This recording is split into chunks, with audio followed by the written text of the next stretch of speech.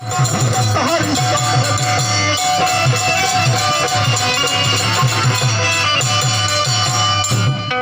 तक रहत रहे पियर और संग में तब तक दरबार में कुछ ना, लेकिन बहुत तंग कर कब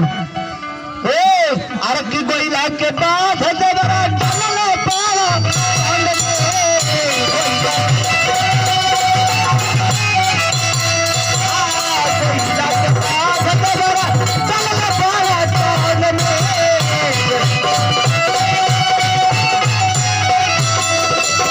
और का है बबुआ, अरे भाभी भाभी कही के देवरा, अरे भाभी भाभी कही के देवरा, अरे धारे पंजरा भाभी भाभी कही के देवरा, भाभी भाभी कही के देवरा,